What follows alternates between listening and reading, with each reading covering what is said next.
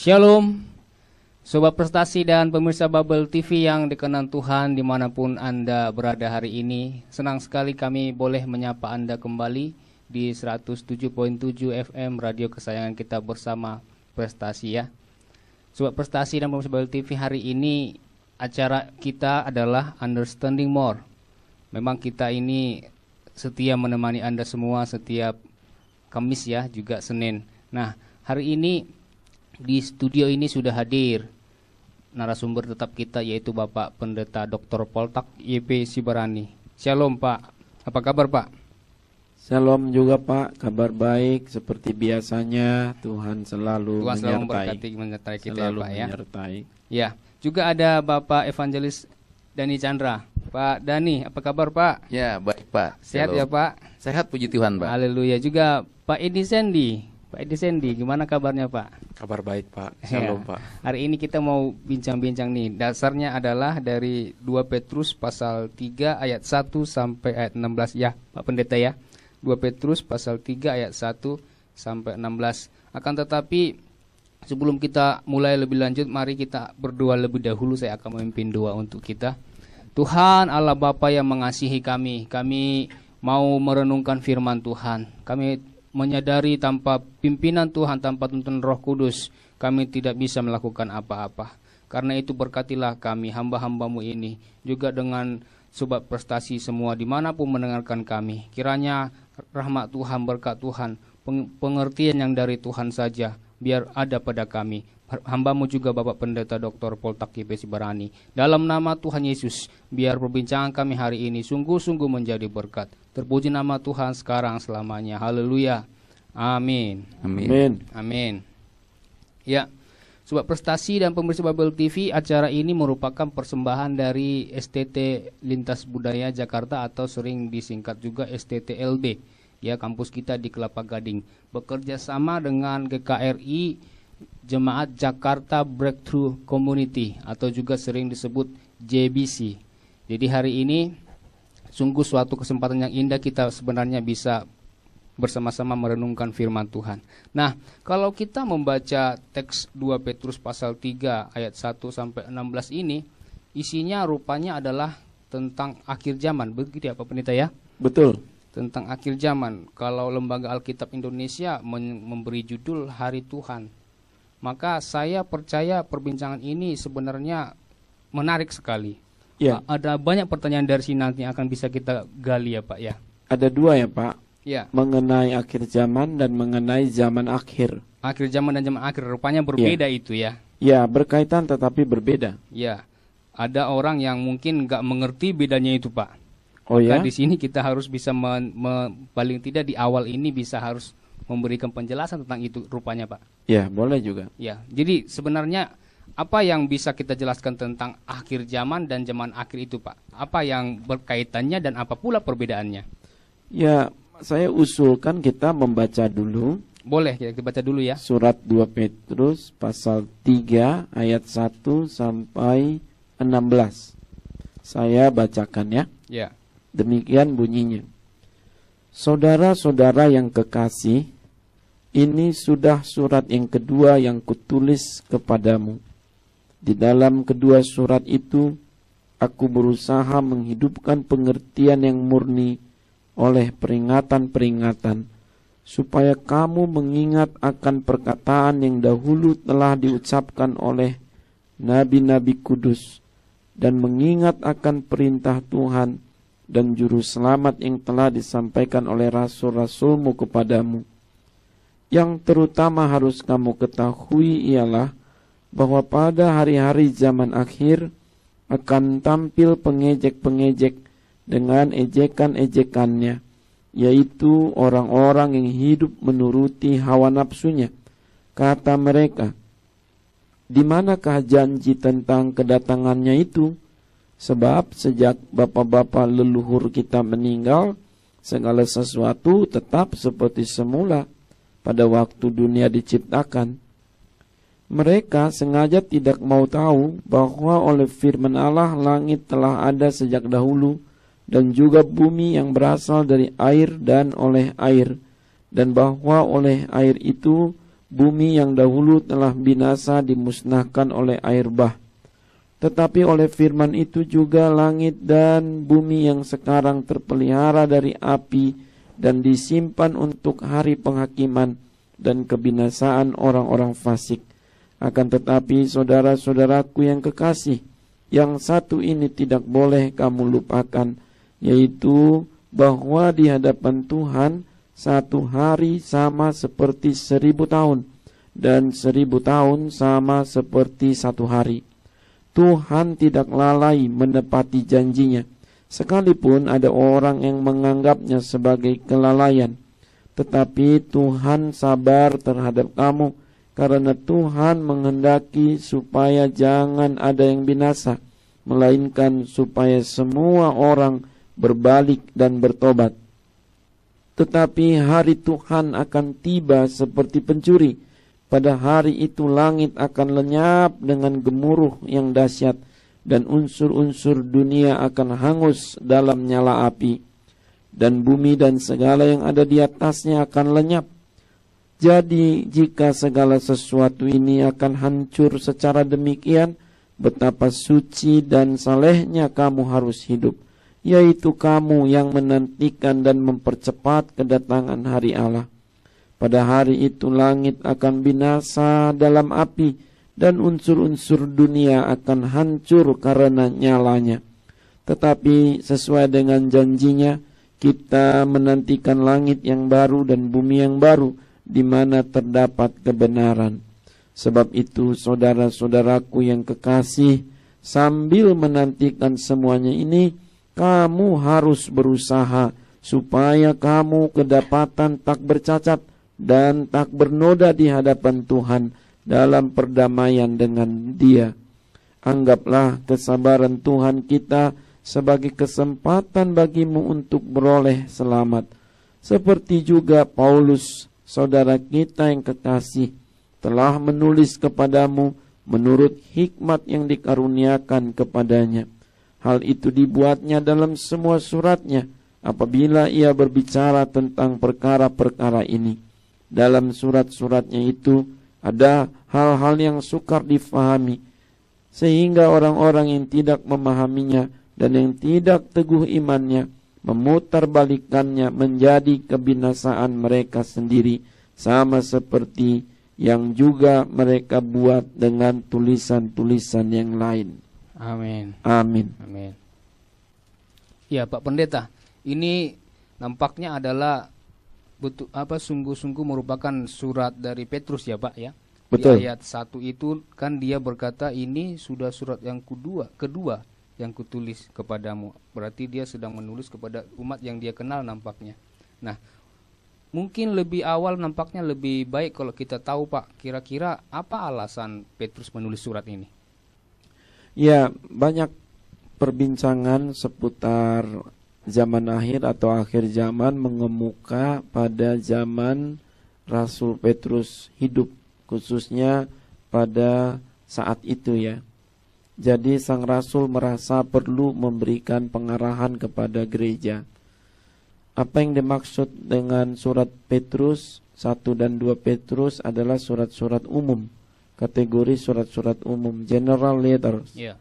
Karena ini tidak ditujukan hanya kepada satu gereja lokal tertentu, seperti semisal Paulus itu kan suka menulis surat kepada gereja lokal tertentu, pada surat, ya, betul. Ada surat jemaat kepada jemaat Galatia, Efesus dan beberapa ya. Ya. Tetapi dalam surat Petrus seperti kita dapat baca pasal 1 ayat 1 Petrus 1 ayat 1 dan 2, di sini disebut bahwa surat ini ditujukan kepada semua orang pendatang yang tersebar di Pontus, Galatia, Kapadokia, Asia Kecil dan Bitinia.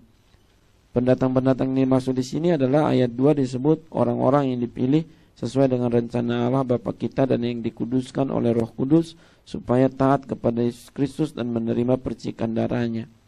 Jadi orang-orang pendatang ini adalah menuju kepada gereja-gereja di 5 provinsi Kekaisaran Romawi. Hampir seluruh wilayah Kekaisaran Romawi disebut di dalam awal surat ini.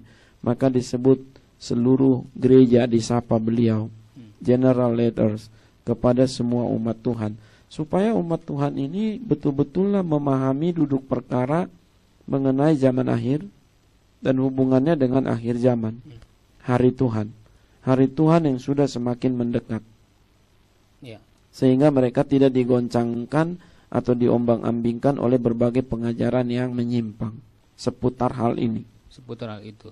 Iya Pak, sesungguhnya sebenarnya sejauh mana jemaat Kristen zaman Petrus itu mengharapkan kedatangan Tuhan Pak? Apakah mereka ada tanda-tanda apakah itu akan besok segera atau mungkin tahun mereka hidup atau bagaimana Pak?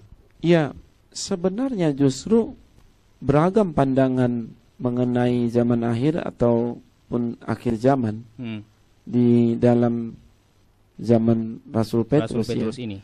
Ada malahan yang justru mengejek, tidak mau percaya ada akhir zaman. Tetapi ada juga yang begitu getolnya untuk mencari tahu kapan sih akhir zaman itu akan tiba. Jadi ada dua pandangan ekstrim ya. Ada yang tidak mau bicara soal akhir zaman, eskatopobia, tetapi ada juga yang sangat gemar berbicara mengenai akhir zaman dalam kerangka mengharapkan segera terjadi. Itu namanya adalah eskatomania. Jadi di satu sisi ada yang menolak, di sisi lain ada yang tidak mau begitu gemar begitu. Nah, sang rasul mau berdiri di tengah-tengah sebagai seorang hamba Tuhan yang diurapi, yang mengenal Kristus. Kristus itu selalu berkata zaman akhir sudah tiba dan akhir zaman akan tiba. Dan kedatangan Tuhan untuk mengakhiri zaman di akhir zaman itu adalah seperti pencuri. Itu yang diulangi oleh beliau di sini. Kedatangan Tuhan seperti layaknya seorang pencuri di malam hari dalam konteks zaman itu. Konteks zaman itu. Kalau konteks zaman sekarang, pencuri dapat dianalisis kapan dia akan datang. Termasuk sudah ada alat canggih, satelit, ada kamera jarak jauh, ada CCTV, ada alat sadap. Pencuri dapat diketahui kapan akan datang. Sudah ada banyak menara pengawal. Tetapi zaman itu sulit. Nah, sesulit memprediksi kedatangan pencuri di zaman itulah memprediksi kedatangan Tuhan di akhir zaman. Kira-kira begitu analoginya. Kedatangan Tuhan seperti pencuri di malam hari. Ya. Dan tadi kan Bapak berkata ada bedanya antara akhir zaman dengan zaman akhir. Betul. Yang dimaksud dengan zaman akhir adalah masa-masa terakhir. Zaman terakhir. Kalau akhir zaman adalah ya akhir dari semua zaman. Zaman akhir adalah masa menuju akhir zaman. Sekarang inilah zaman akhir. Hitungannya itu sejak Kristus naik ke sorga, digelar itu sudah zaman akhir. Jadi hari pertama Kristus naik ke sorga, mulai awal. Itulah hari pertama zaman akhir. Karena tidak ada lagi yang perlu ditunggu sebagai Mesias. Jadi kedatangan Mesias yang disempurnakan melalui kenaikannya ke sorga, itu adalah awal dari zaman akhir. Jadi kita menunggu bukan lagi dia datang sebagai Mesias untuk menyelamatkan dunia atau manusia dari dosa, tetapi kita menunggu dia untuk datang sebagai hakim di akhir zaman. Jadi sekarang ini adalah zaman akhir. Zaman akhir menuju akhir zaman. Sekarang belum akhir zaman. Belum. Akhir zaman itu justru akan datangnya Kristus nanti. Ya. Nah, zaman akhir disebut juga hari-hari terakhir. Hari-hari di mana kita menanti kedatangan Tuhan kedua kali, begitu. Ya. Pak Dani dan Pak Edi Sandi, kami sih berharap Bapak-bapak juga bisa mempertanyakan sesuatu dari ayat-ayat ini. Silakan Pak Dani. Iya Pak, terima kasih. Berbicara mengenai akhir zaman ini memang terasa ini sekali ya, sesuatu hal yang kelihatannya misteri gitu Pak. Ya. Tetapi Pak, saya pernah mendengar dari beberapa hamba Tuhan Pak, yang mau saya tanyakan kepada Bapak adalah, apakah betul Pak bahwa hari Tuhan itu atau disebut juga jadi akhir zaman itu Pak, apakah betul bisa diprediksi dalam pengertiannya, bisa diketahui waktu dan waktunya lah istilahnya. Karena ada beberapa hamba Tuhan yang dengan mungkin membaca Alkitab, di sana dikatakan bahwa melalui Alkitab pun kita sebetulnya diberitahu gitu bahwa kapan itu akhir zaman. Bagaimana Pak? Ya, kalau mengacu kepada teks di sini 2 Petrus 3 sampai 16 tidak ada prediksi apapun. Sekali lagi dalam ayat 10 ditekankan, tetapi hari Tuhan akan tiba seperti pencuri. Jadi tidak ada yang tahu kapan hari Tuhan akan datang. Iya, memang saya juga sepakat seperti itu Pak. Hanya dikatakan di sana, saya juga mendengar bahwa kita harus perlu membaca teks-teks lainnya dalam Alkitab itu. Oh ya, betul. Ya. Dan ya mengenai itu Pak. Jadi maksudnya memang secara hari dan jam begitu dalam teks mungkin bahasa aslinya Pak. Di sana mereka dapat menemukan begitu Pak, perkiraan atau prediksi mengenai akhir zaman itu Pak. Kapan? Mereka tidak menyebutkan secara pastinya, tapi dia bilang mereka prediksi itu bisa ada hitungannya Pak. Memang saya awam sekali mengenai itu Pak ya. Cuma saya juga melihat membaca juga majalah-majalah yang beredar itu, mereka sedemikian rincinya begitu Pak. Angka-angka disebutkan di sana gitu Pak. Ya, itulah ajaran-ajaran yang tidak mendasar pada kitab suci justru. Hati-hati bahwa kalau kita mengacu kepada teks ini misalnya juga hubungkan dengan bagian-bagian lain dalam Alkitab, tidak ada yang dapat memprediksi kapan Tuhan Yesus akan mengakhiri zaman di akhir zaman. Ya. Tidak ada tanda-tanda yang bisa persis tahu, oh ini hitungannya sekian-sekian. Ya. Kalau kita mengacu kepada sejarah gereja, banyak sudah bidat-bidat, ajaran-ajaran menyimpang, coba-coba memprediksi, keliru semua. Apa kata pendiri atau tokoh-tokoh dari Saksi Yehova, apa kata pendiri atau tokoh-tokoh dari gereja Mormon, itu semua nggak benar. Ya. Dan sayangnya mereka tidak mau mengakui kesalahannya. Dan masih saja ada yang mau ikut-ikutan terus, mau memprediksi-prediksi. Yeah. Yaitu memang kita akan dalami itu kemudian, karena mumpung Bapak tanya langsung ke situ. Sebenarnya saya tidak terlalu mengharap bahwa itu kita bahas sekarang. Betul. Karena saya lebih senang kita mengacu kepada teks-teks ini ya. Jadi kalau kita melihat, memang nanti ada juga bagian sesi di mana kita akan bicara soal tanda-tanda zaman. Tanda-tanda zaman berbeda dengan tanda-tanda akhir zaman. Itu. Ya. Tanda-tanda zaman akhir berbeda juga dengan tanda-tanda akhir zaman. Jangan kita samaratakan semua. Kalau di dalam Matius pasal 24 nanti kita baca, yang diajarkan Tuhan itu ada sebagian mengenai zaman akhir, ada sebagian mengenai akhir zaman. Jangan disamaratakan. Jadi ada tanda-tanda bahwa ini adalah zaman akhir, ada tanda-tanda nanti bahwa itu menjelang akhir zaman. Begitu ya. Nah, Pak Tutur yang harusnya moderatori untuk membahas nats ini. Baik. Ya. Kita lihat dulu Pak ayat 2 itu Pak. Iya. Di situ kan Rasul Petrus berkata supaya kamu mengingat akan perkataan yang dahulu telah diucapkan oleh nabi-nabi kudus. Nah, pertanyaannya Pak, apa maksud Petrus di sini? Apakah itu nabi-nabi yang hidup di zaman PL atau mungkin nabi-nabi yang masih sempat dia lihat seperti Yohanes atau bagaimana Pak? Ya, sebenarnya ini tidak ada terlalu kaitannya langsung dengan akhir zaman sih. Karena mumpung ini adalah satu pasal begitu ya. Yang dibicarakan dalam ayat 2 ini sebenarnya berbicara ya mengenai hal-hal moralitas pada umumnya.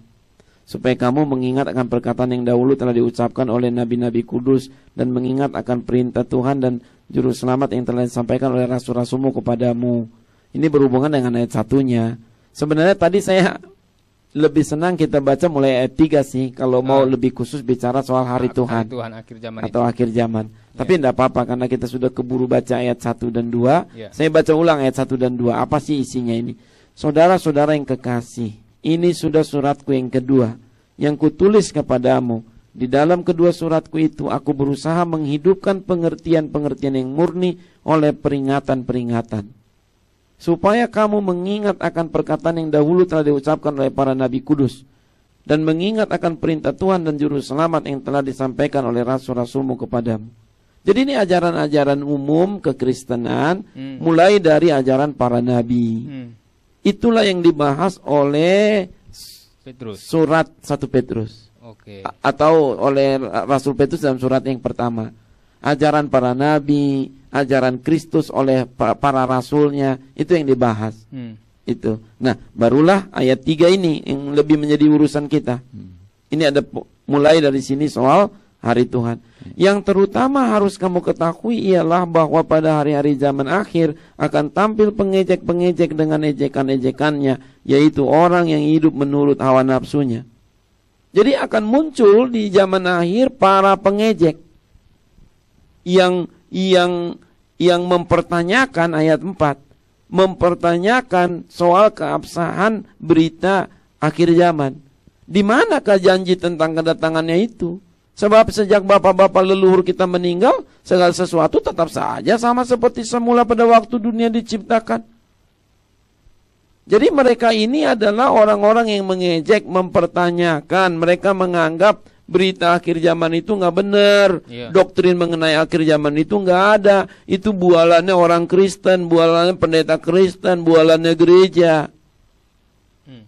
Ini pengejek-pengejek yang mengejek akan keabsahan atau akan datangnya akhir zaman. Nggak mau percaya.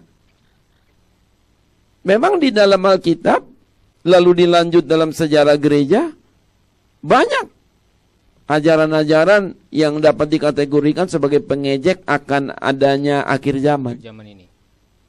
Ya. Ada kelompok sekularisme, ada kelompok libertinisme, bahkan kaum Saduki pun misalnya dalam Lukas 20 ayat 27 tidak percaya dia ada kebangkitan orang mati. Padahal kebangkitan orang mati itu melekat dengan akhir zaman. Jadi kalau orang Saduki tidak percaya pada kebangkitan orang mati atau akan adanya kebangkitan orang mati, berarti mereka juga tidak percaya akan adanya akhir zaman. Paham yang sekularistis tadi. Tetapi tidak usah heran Pak, jangankan menolak keadaan akhir zaman atau keadaan akan datangnya akhir zaman, bahkan menolak keberadaan Tuhan, ateis pun banyak. Lihat Mazmur 10 ayat 4. Orang fasik berkata dengan batang hidungnya ke atas, Allah tidak akan menuntut, tidak ada Allah, itulah seluruh pikirannya. Jadi Allah tidak ada, Allah tidak menuntut, tidak ada akhir zaman, tidak ada pengadilan terakhir, tidak ada pengadilan Allah, itulah seluruh pikirannya. Dengan batang hidungnya ke atas, mereka begitu sombongnya berbicara. Mereka menolak keberadaan Allah, mereka menolak keberadaan akhir zaman, mereka menolak keberadaan akan final judgment atau pengadilan terakhir. Orang-orang yang pandangannya itu hanya ya sekarang dan di sini, nggak mau tahu akan hari esok yang bersifat futuris.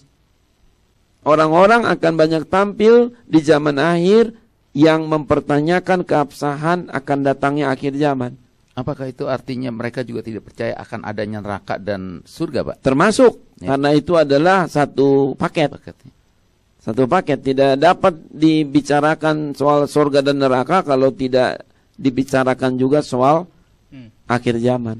Ya Pak Pendeta, apakah bisa dikatakan bahwa mereka itu adalah orang yang sebenarnya dulu pernah percaya atau bagaimana Pak? Buktinya adalah mereka berkata mana janji itu, berarti kan mereka pernah dengar janji itu sebelumnya, lalu lama-lama jadi nggak percaya atau begitu? Ya, begini. Pengejek akan adanya akhir zaman itu tidak hanya menunjuk kepada orang-orang di luar gereja.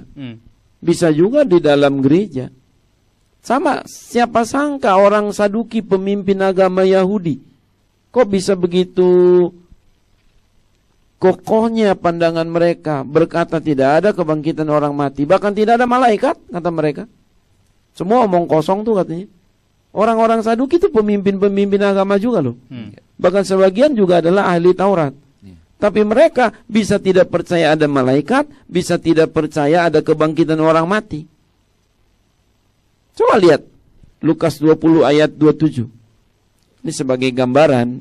Memang orang Saduki bukan Kristen ya, tetapi kita coba lihat dulu bahwa pemilik Taurat pun bisa tidak percaya pada Taurat. Lukas 20 ayat 27. Maka datanglah kepada Tuhan Yesus beberapa orang Saduki yang tidak mengakui adanya kebangkitan. Mereka bertanya kepadanya. Dan seterusnya itu. Tidak mengakui kebangkitan. Tidak mengakui kebangkitan. Juga tidak mengakui adanya malaikat. Itu orang Saduki. Jadi pada zaman Rasul Paulus banyak juga yang dapat dibaca seperti Filipi 3 ayat 18 sampai 21. Filipi 3 ayat 18 sampai 21. Paulus berkata apa? Karena seperti yang telah kerap kali kukatakan kepadamu dan yang kunyatakan pula sekarang sambil menangis, banyak orang yang hidup sebagai seteru salib Kristus. Kesudahan mereka ialah kebinasaan, Tuhan mereka ialah perut mereka, kemuliaan mereka ialah aib mereka, pikiran mereka semata-mata tertuju kepada perkara duniawi. Lihat, inilah orang-orang yang sangat sekuler. Sekuler dalam pengertian saya di sini, dia tidak mau tahu soal adanya akhir zaman tadi, tidak mau tahu akan adanya pengadilan terakhir, bahkan tidak mau tahu akan adanya Tuhan. Tetapi kata Rasul Paulus dalam ayat 20 dan 21, tetapi kewargaan kita adalah di dalam sorga, dan dari situ juga kita menantikan Tuhan Yesus Kristus sebagai juru selamat, yang akan mengubah tubuh kita yang hina ini sehingga serupa dengan tubuhnya yang mulia menurut kuasanya yang dapat menaklukkan segala sesuatu kepada dirinya. Jadi apa kata surat 2 Petrus pasal 3 ayat 3 dan 4? Akan muncul pengejek-pengejek yang tidak percaya akan datangnya hari Tuhan, tidak percaya adanya akhir zaman. Pengejek-pengejek. Mereka berkata apa tadi? Mana janji kedatangannya itu? Dari dulu sampai sekarang sama aja kok. Memang dapat dimaklumi dalam pengertian iya ya, Tuhan nggak datang-datang sih. Ada sisi kewajaran kalau mereka ini mempertanyakan. Tetapi sayangnya mereka bablas, jadi nggak percaya seluruhnya. Tidak hanya mempertanyakan, tapi malah jadi nggak percaya, Pak ya. Betul. Maka di sini Rasul Petrus berkata apa? Tuhan menunda-nunda kedatangannya, dengan bahasa yang saya sederhanakan ya. Tuhan menunda-nunda kedatangannya itu adalah untuk menjadi kesempatan bagi semua orang yang sisa untuk bertobat. Ayat 9. Tuhan tidak lalai menepati janjinya. Sekalipun ada orang yang menganggapnya sebagai kelalaian. Tetapi Tuhan sabar terhadap kamu, karena Tuhan menghendaki supaya jangan ada yang binasa, melainkan supaya semua orang berbalik dan bertobat. Jadi pesan buat kita, kalau kita bisa aplikasikan sebagai warga gereja, hati-hati, di sekitar kita akan muncul pengejek-pengejek yang mempertanyakan keabsahan adanya akhir zaman. Mereka tidak mau percaya. Omong kosong itu akhir zaman, omong kosong soal pengadilan terakhir. Yang penting hari ini di sini. Belum lagi bicara kesusahan hidup, boro-boro mikirin akhir zaman. Sekarang aja kesusahan begitu banyak. Yang penting kita bisa makan hari ini. Itulah yang dimaksud Rasul Paulus tadi dalam Filipi 3 18 sampai 18 dan 19 itu. Perut mereka adalah Tuhan mereka. Segala sesuatu hanya demi perut, demi perut, demi perut. Tapi lupa dengan apa yang akan terjadi di zaman akhir. Maksud saya di akhir zaman. Ya, Pak Dani, silakan Pak. Coba mengacu ke sini ya. Iya, Pak. Ya, saya mungkin tarik sedikit Pak mengenai tadi akhir zaman Pak ya. Kan juga kita tahu Pak, sampai saat ini akhir zaman istilahnya belum tiba Pak ya. Tetapi bagaimana dengan kehidupan kita sendiri? Maksud saya hidup manusia itu Pak. Kan ada waktunya sebelum akhir zaman kita sudah berakhir gitu Pak. Apakah itu termasuk akhir zaman buat kita pribadi Pak? Ya bisa juga. Itu bisa juga disebut demikian. Tetapi ya itu istilah kita saja Iya, kan. iya. Iya. Bisa juga. Maksud saya begini Pak, kalau memang seperti itu, artinya begini Pak, buat orang-orang ini, berarti dia juga tidak mau tahu ya Pak ya, mengenai hidupnya sendiri, artinya mengenai hidup dan matinya. Karena menurut mereka, mereka cukup selesai di dunia ini ya Pak. Ya, itulah pandangan yang kombinasi antara sekularisme, ini istilah saya paling tidak, antara sekularisme dengan nihilisme. Nihilisme itu back to zero. Jadi dia datang dari tidak ada sebentar, kembali menjadi tidak ada. Jadi buat mereka kematian fisik adalah segalanya, full stop. Selesai sudah. Yeah. Mereka lupa bahwa roh yang ada dalam diri manusia itu ada kelanjutannya hidupnya. Roh yang ada dalam manusia itu tidak bisa mati. Yeah. Tidak bisa mati. Tersiksa di neraka iya, tetapi tidak bisa mati. Karena itu sekekal dengan roh Allah. Sebab kalau kita baca dalam Kejadian pasal 27, juga Kejadian pasal 6 ayat 3, dihubungkan lagi dengan Pengkhotbah 12 ayat 1 dan 7, lalu Yehezkiel 18 ayat 4, semua berbicara mengenai bahwa hidup manusia milik Tuhan. Sebab roh yang ada di dalam diri manusia, nafas yang menghidupi, itu adalah ciptaan Tuhan, pemberian Allah, hembusan dari ruah Elohim. Makanya nanti akan diambil. Nah, manusia yang sekularis plus nihilis, mereka tidak memahami ada roh di dalam dirinya. Yeah. Kalau ditanya, kok kamu bisa bernafas? Ya, ini adalah hidup saja. Maka kalau dihubungkan dengan misalnya cabang dari sekularis nihilis, itu ada namanya yang dihubungkan dengan psikologi.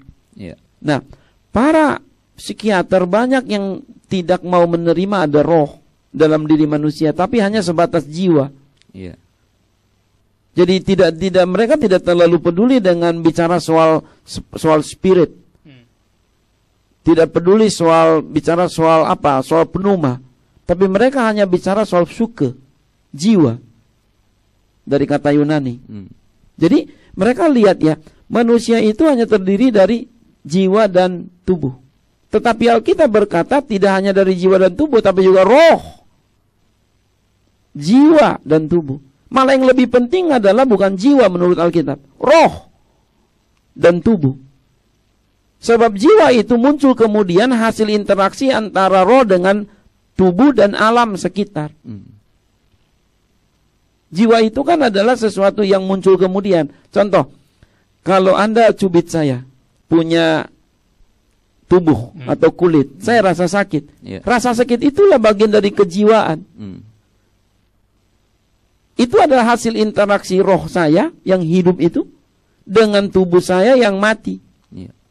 Tetapi karena melekat, jadi saya tersiksa kalau dicubit. Nah, rasa sakit akibat dicubit itulah yang menjadi bagian dari kejiwaan. Pengalaman pahit, pengalaman yang menyenangkan itu bagian dari kejiwaan.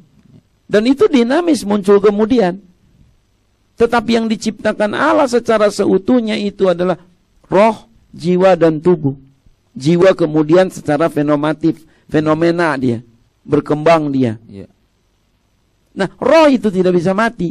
Nah, oleh pengejek para pengejek akhir zaman, mereka berkata apa? Yang penting mah sekarang, yang penting tubuh. Mereka tidak terlalu memikirkan soal kelanjutan hidupnya setelah tubuh masuk ke tanah pada saat kematian, kemana rohnya pergi. Yeah. Para sekularis nihilis berkata apa? Hilang. Selesai. Padahal ada kelanjutannya. Yeah. Kalau kita membaca Lukas pasal 16 ayat 19 sampai 31. Sebab orang kalau mati dihakimi. Menurut Ibrani 9 ayat 27. Coba lihat. Ibrani 9 ayat 27. Ibrani 9 ayat 27. Dan sama seperti manusia ditetapkan untuk mati hanya satu kali saja, dan sesudah itu dihakimi. Jadi manusia itu tidak putus sejarah hidupnya, lanjut. Cuma lanjutnya kemana kan begitu? Yeah. Nah, sebelum melanjut ke neraka dan ke surga inilah zamannya diakhiri dulu. Sejak saat itulah zaman kekekalan yang bersifat spiritual. Tapi kalau di dunia ini, zaman yang tidak kekal, dihitung dengan kalender, dihitung dengan berapa usia manusia per tahun, per bulan, per minggu, per hari, per jam, dan sifatnya adalah fana, alamiah. Jadi sekali lagi sebelum kita masuk ke bagian lain, Rasul Petrus menekankan di sini supaya para warga gereja itu jangan ikut-ikutan dengan pandangan yang mengejek keadaan akan datangnya akhir zaman. Kelompok sekularisme, saduki, isme, nihilisme, dan satu, reinkarnasi, itu juga bukan ajaran Alkitab. Alkitab tidak mengajarkan reinkarnasi, orang itu hidup berulang-ulang, berubah lagi, hidup lagi, berubah lagi jadi apa gitu. Dalam paham reinkarnasi tidak ada akhir zaman. Tetapi menurut Alkitab ada akhir zaman dan reinkarnasi justru yang tidak ada. Karena manusia sekali hidup, sekali mati, sekali dihakimi. Tinggal kemana rohnya. Ya. Nah, sedikit lagi tadi itu sebelum ditanggap ya, ada kelompok libertinisme. Ini berhubungan memang sebenarnya dengan soal kebangkitan orang mati. Tetapi jangan lupa, kebangkitan orang mati adalah paket, satu paket dengan akhir zaman punya ajaran. Misalnya, ada kelompok orang pinter di Yunani, Athena pada zaman Paulus. Kita lihat misalnya Kisah Para Rasul pasal 17 ayat 32-33. Paulus berkhotbah di Athena, di pusat kota Yunani, pusat bangsa Yunani pada zaman itu. Tetapi ketika dia berbicara soal Kristus yang hebat, yang menyembuhkan, yang beretika, yang bermoral tinggi, mereka suka, kagum. Tetapi ketika Paulus berbicara mengenai kebangkitan orang mati, mereka mengejek.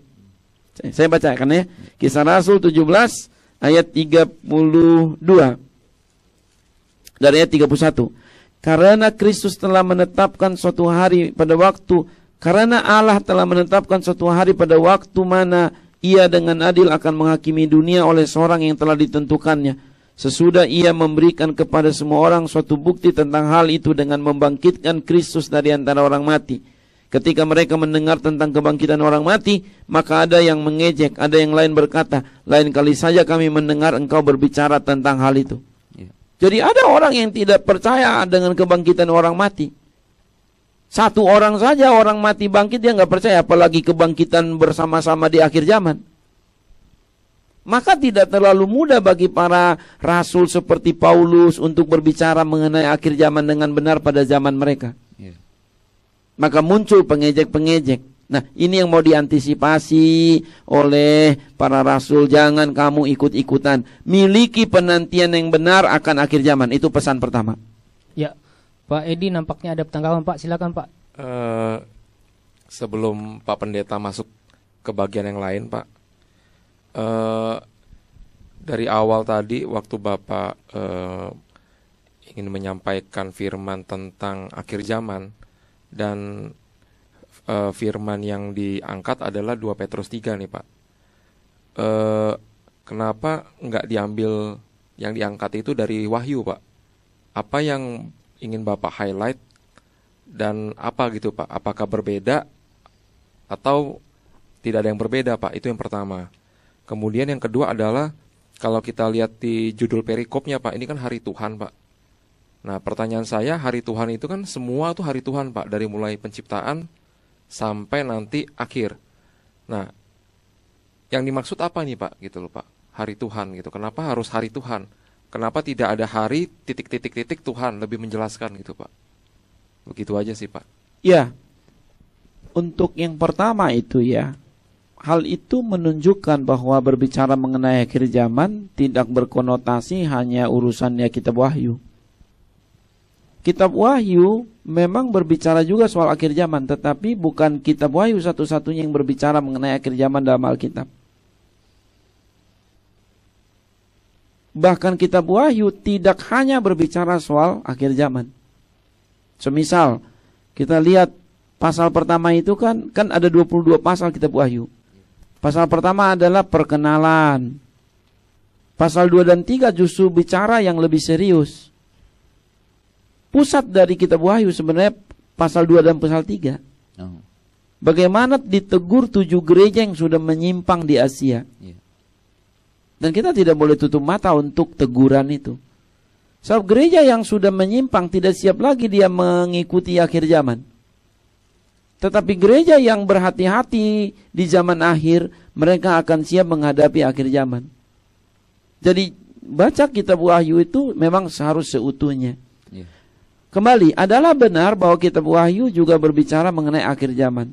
Bukan satu-satunya yang berbicara mengenai akhir zaman. Maka jangan kita konotasinya, oh kalau bicara akhir zaman tuh baca aja kitab Wahyu. Jangan, karena kita juga harus membandingkan dengan ayat-ayat lain. Saya setuju bahwa kitab Wahyu punya penafsiran tersendiri soal itu. Dan kalau kita baca seluruh kitab Wahyu, ya setahun kita akan bahas itu di sini. Belum tentu Anda mau dengar juga nanti. Itu kan? Nah, saya melihat dari kacamata saya ada nih satu kelompok teks yang cukup ya tidak terlalu singkat tapi juga tidak terlalu banyak untuk kita jadikan sebagai, tadi Pak Tutur sebagai moderator berkata sebagai dasar atau acuan. Tapi kita bisa lari kemana-mana, bisa sebut saja ayatnya, lalu kita bahas gitu. Tapi ini adalah pegangan pokok kita, bahwa di sini ada satu antisipasi yang ditekankan dengan sangat baik. Hati-hati ya, jangan kamu ikut-ikutan dengan para pengejek itu. Para pengejek itu. Nah, tetapi sebaliknya juga hati-hati dengan yang tadi itu eskatomania. Hati-hati dengan yang mengejek, eskatopobia, takut bicara soal akhir zaman. Tapi juga hati-hati dengan yang sebaliknya, yang terlalu gemar berbicara soal akhir zaman. Fenomena-fenomena alam dijadikan sebagai ukuran untuk datangnya akhir zaman. Saya mau ingatkan, kalau toh hari ini tidak sempat kita bahas, bisa dalam pertemuan selanjutnya. Akhir zaman itu tidak ada hubungannya dengan fenomena alam. Tetapi berapa banyak orang suka menjadikan fenomena alam untuk sebagai pegangan akan datangnya akhir zaman. Misalnya bulan darah katanya. Lalu ada yang lain-lain. Kalau kita baca Alkitab, fenomena untuk datangnya akhir zaman itu bukan menunjuk kepada fenomena alam, bukan juga fenomena sosial, tetapi fenomena spiritual. Nanti kita akan lihat selanjutnya lah, supaya kita jangan naik turun. Nah, kembali di sini dulu. Kalau Pak Sandi berkata tadi, mengapa tidak dikaitkan dengan kitab Wahyu? Belum kita kaitkan dengan kitab Wahyu, karena kita masih mengeksposisi secara sederhana ayat-ayat ini. Tapi Anda bisa kaitkan, bisa bertanya dari kitab Wahyu lalu kita sambungkan gitu ya. Nah, mengenai yang kedua tadi apa itu? Hari Tuhan. Hari Tuhan. Mengapa disebut di sini hari Tuhan? Ya, hari Tuhan yang dimaksud di sini adalah hari Tuhan, hari akhir zaman itu.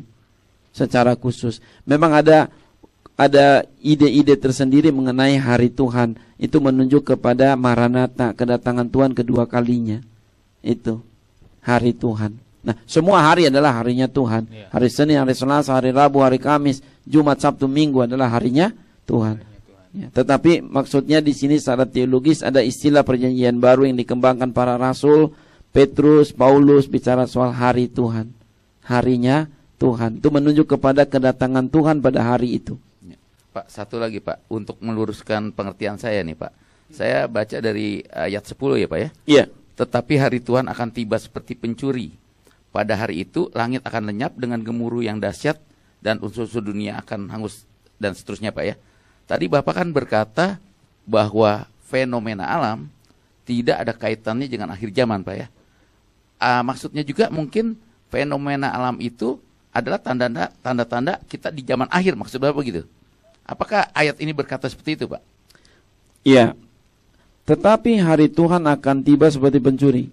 Kalau sudah tiba, pada hari itu langit akan lenyap.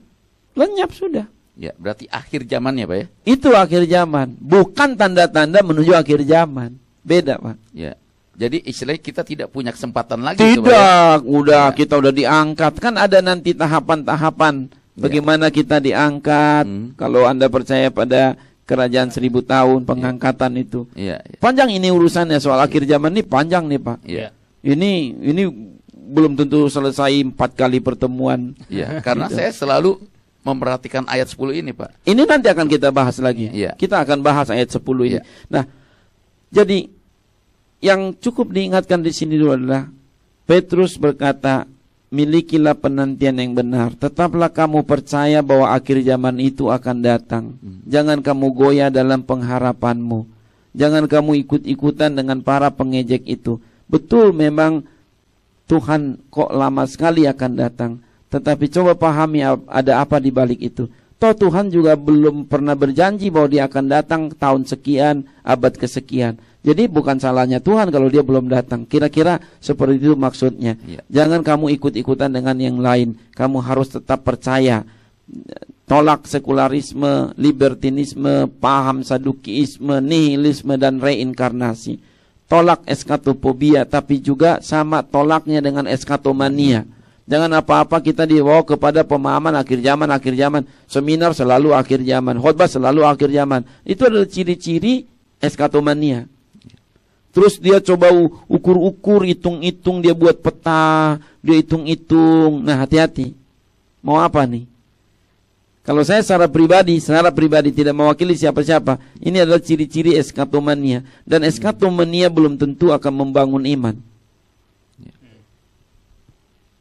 Dia hanya mengasah otaknya aja, tapi belum tentu mengasah spiritualitasnya. Mungkin maksud Bapak, daripada kita berbicara mengenai tanda-tanda zaman yang fenomena alam yang demikian rumit, maksud Bapak sebaiknya seperti surat Petrus ini, kita lebih memahaminya dengan bagaimana kita menghadapi akhir zaman itu, ya Pak ya?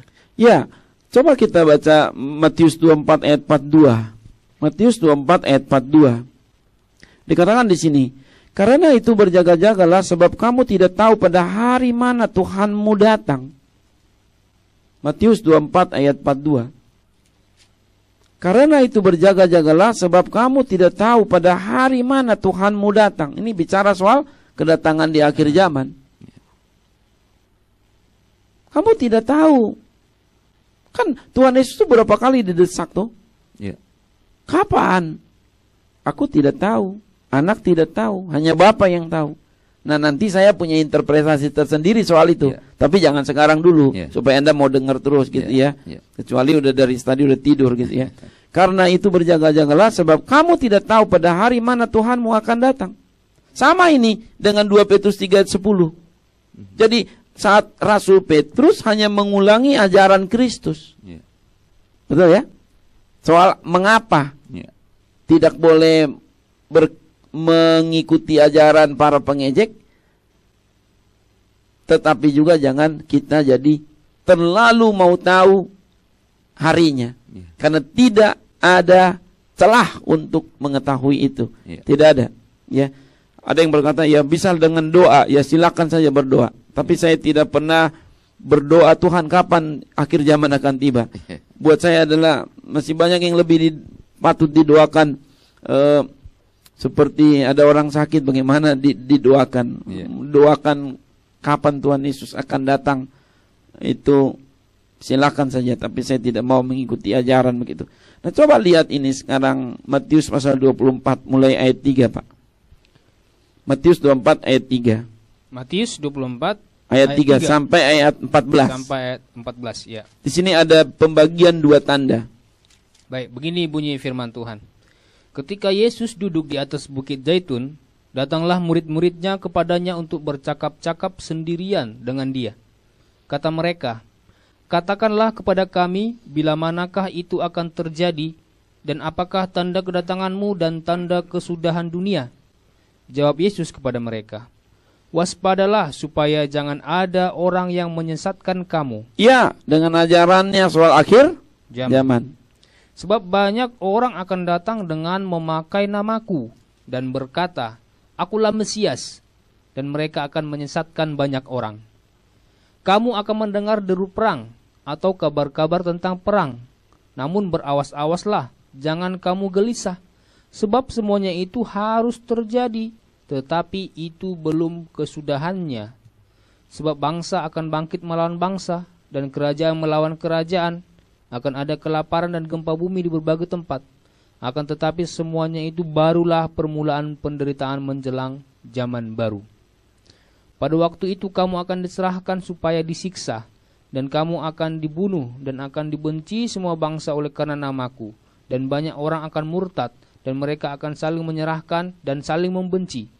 Banyak nabi palsu akan muncul dan menyesatkan banyak orang. Dan karena makin bertambahnya kedurhakaan, maka kasih kebanyakan orang akan menjadi dingin. Tetapi orang yang bertahan sampai pada kesudahannya akan selamat.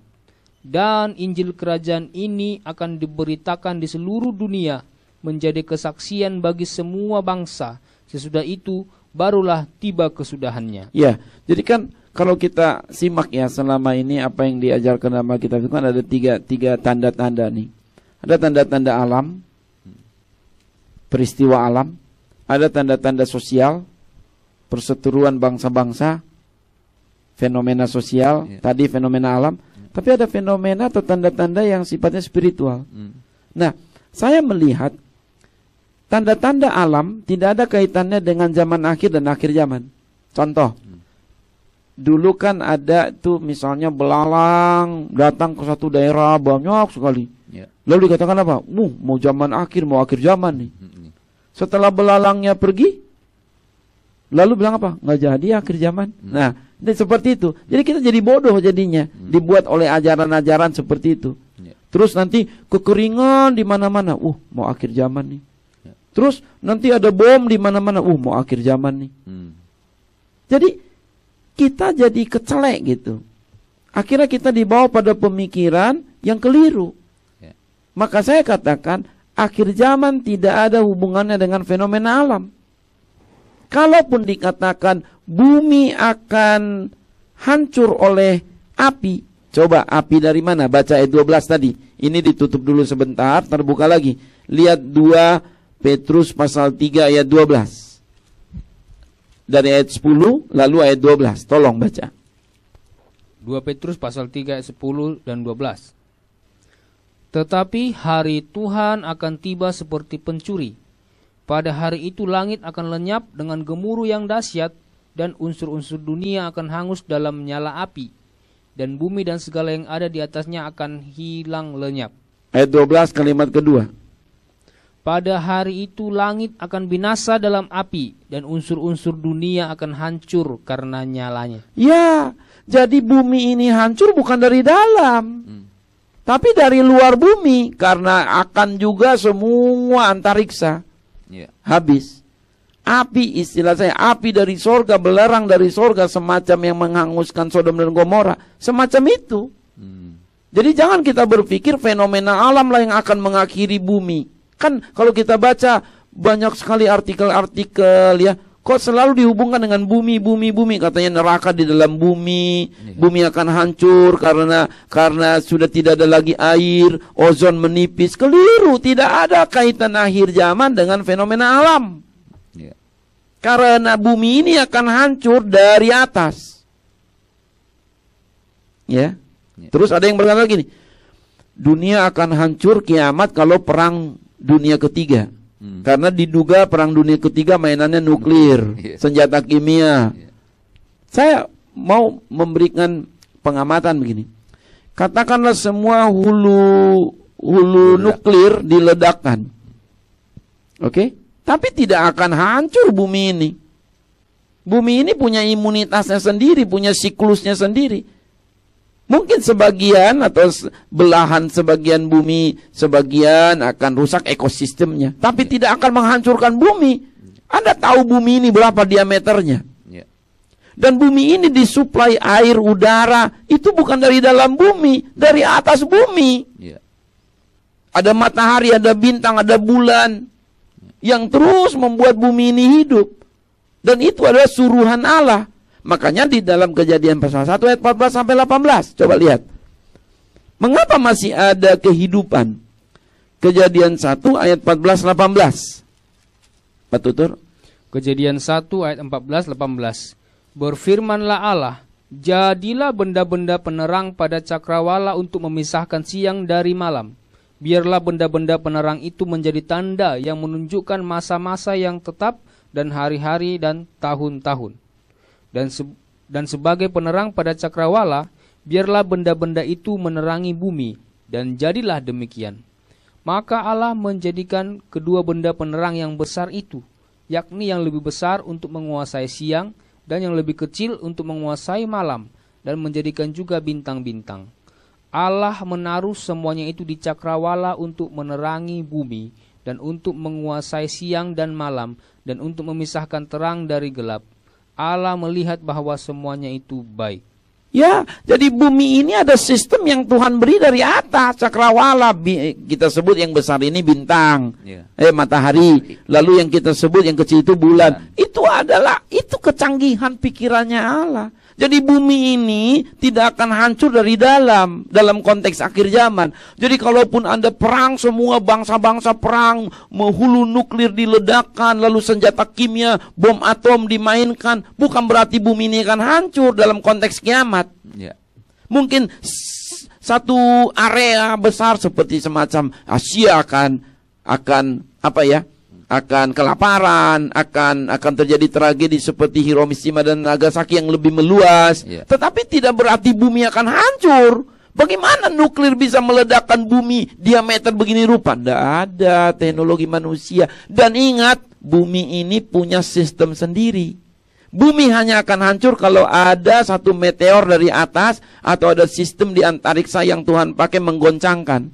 Coba lihat Kejadian 8 ayat 22. Mengapa bumi masih tetap ada kehidupan? Kejadian 8 ayat 22. Kejadian 8 ayat 22.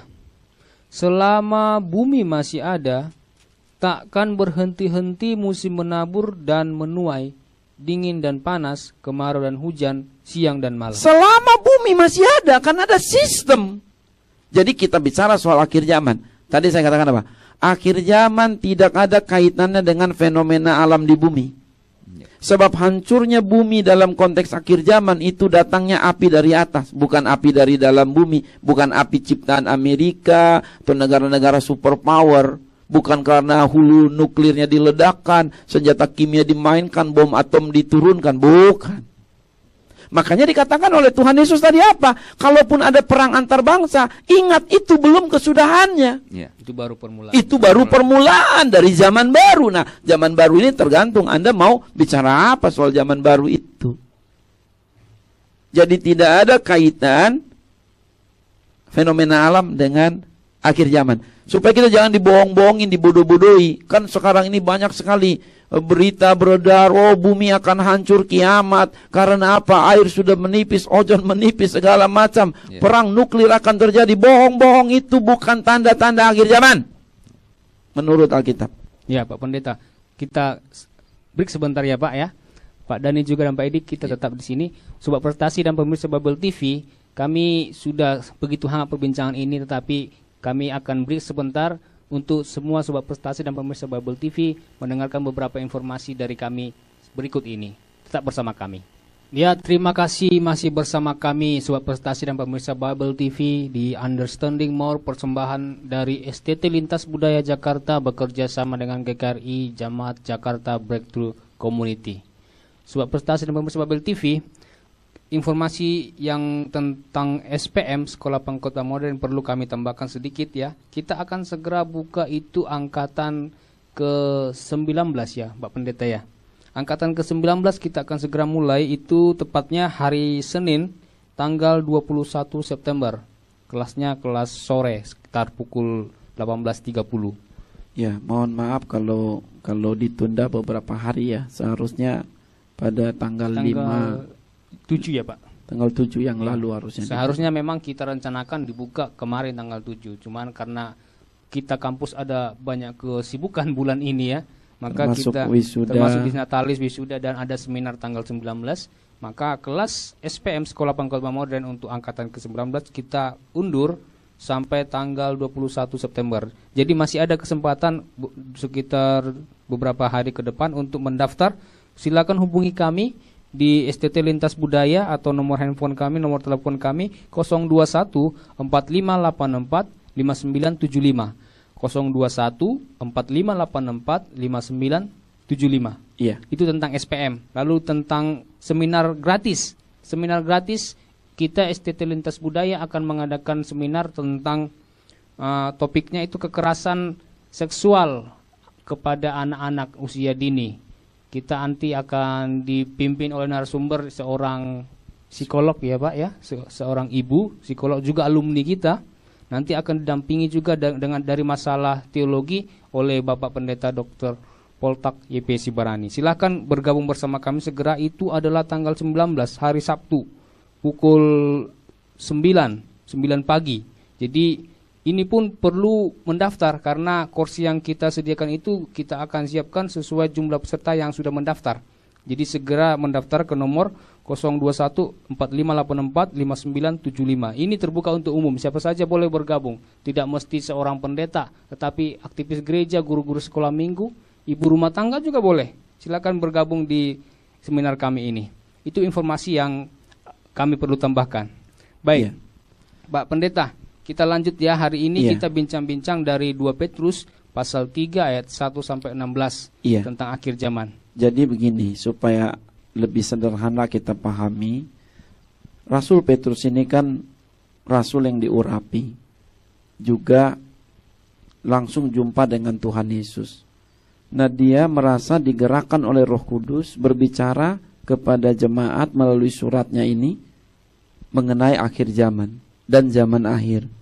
Jadi zaman akhir itu adalah zaman menuju akhir zaman. Dihitung itu tadi saya katakan sejak Tuhan Yesus naik ke sorga pada kedatangan yang pertama. Nah, sekarang Tuhan Yesus ada di sorga, duduk di sebelah kanan Allah Bapa. Betul? Roh Kudus sedang ada di dunia untuk memperbaharui orang untuk percaya. Betul ya?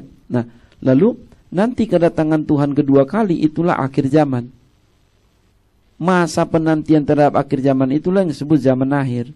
Nah, zaman akhir ini ada tanda-tandanya. Tetapi tanda-tandanya itu berbeda dengan tanda-tanda akhir zaman. Nah, banyak kali kita suka tidak membedakannya. Zaman akhir dengan akhir zaman itu berbeda sekali lagi. Nah, acap kali yang kita dengar tanda-tanda itu suka dikatakan sebagai tanda-tanda akhir zaman. Padahal jangan-jangan itu adalah tanda-tanda zaman akhir. Kan begitu. Jadi jangan kita anggap tanda-tanda zaman akhir sudah sama dengan tanda-tanda akhir zaman. Saya tadi sebutkan ada 3 kelompok tanda-tanda. Tanda-tanda yang berhubungan dengan situasi alam, fenomena alam. Tanda-tanda yang berhubungan dengan situasi sosial, keadaan manusia, bangsa-bangsa. Itu adalah fenomena sosial. Tanda-tanda spiritual yang berkaitan dengan kegiatan spiritualitas, keagamaan, itu adalah fenomena spiritual. Nah, yang saya mau garis bawahi di sini bahwa selain ada banyak muncul pengejek-pengejek yang menolak adanya akhir zaman, tetapi orang-orang yang percaya akhir zaman akan datang itu juga suka terlalu memberikan perhatian dan simbol-simbol kepada tanda-tanda tadi. Nah, saya katakan apa? Akhir zaman tidak berhubungan dengan fenomena alam. Karena akhir zaman itu akan tiba tidak dipengaruhi oleh situasi alam di dunia, di bumi ini maksud saya. Tetapi nanti zaman akan berakhir ketika ada api dari sorga Tuhan utus untuk menghancurkan bumi ini. Dan itu tidak sempat ditanda-tandai dengan tanda-tanda fenomena alam seperti kekurangan air, lalu adanya apa tuh? Pohon-pohon pada tumbang, itu tidak bagian itu. Oke? Nah, nanti bumi ini akan hancur dengan api dan belerang dari sorga, istilah saya begitu.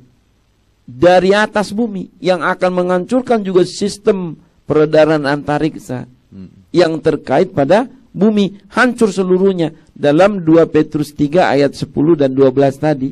Makanya saya katakan kelanjutannya begini. Dengan demikian kita tidak dapat menahan-nahan akan datangnya akhir zaman dengan teknologi kita di bumi ini.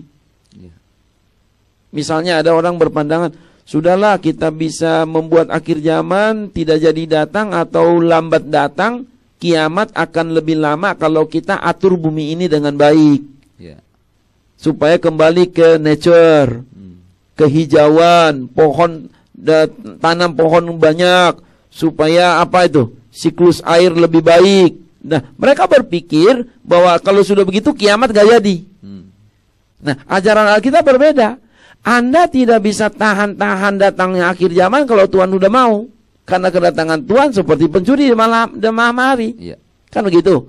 Nah, jadi jangan berpikir teknologi greeny kita. Kan sekarang kan banyak orang berkata go green, supaya dunia bisa lebih aman, supaya dunia bisa jangan kiamat, supaya ozon jangan menipis, supaya air jangan kehabisan. Oke, saya setuju go green. Tetapi tidak ada kaitannya dengan dapat membatalkan akhir zaman atau memperlambatnya. Karena akhir zaman proyek ilahi, proyek sorga. Kapan akan datang? Terserah Tuhan. Sebaliknya, Anda tidak bisa dengan cara menghancurkan ekosistem dunia ini lalu membuat akhir zaman akan tiba. Nangkap gak? Ayo kita perang semua supaya akhir zaman tiba. Nggak gitu.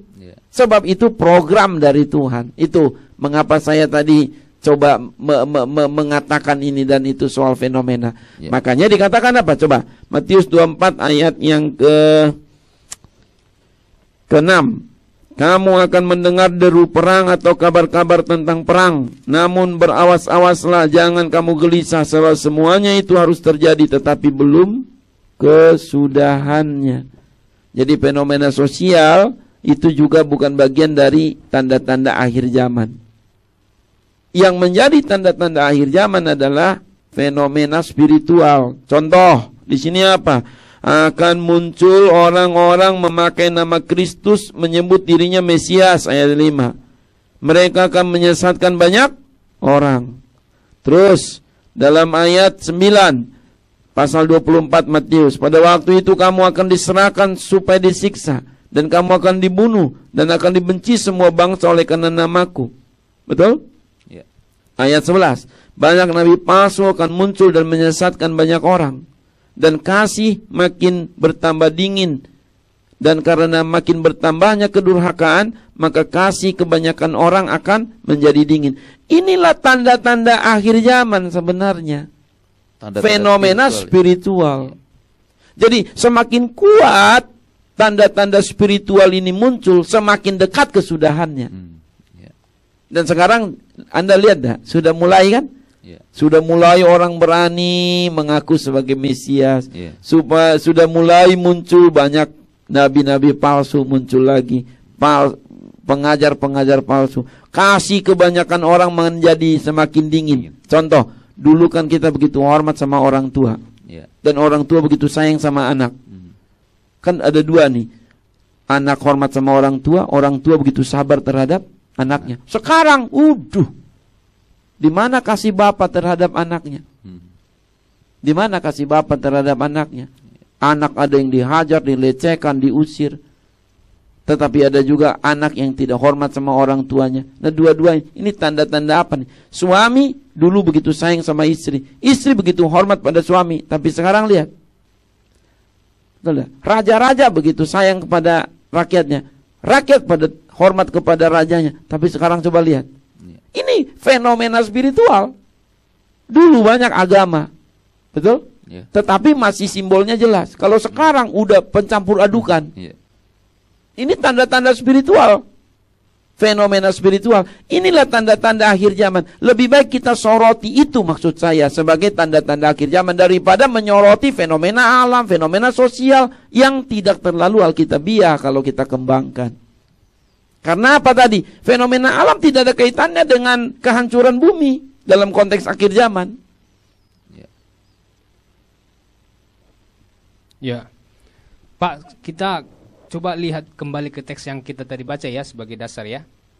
Di sini di ayat 5 ini nampaknya kita kembali ke pengecek itu, Pak. Itu. Ini ada yang mau tanya lagi. Iya.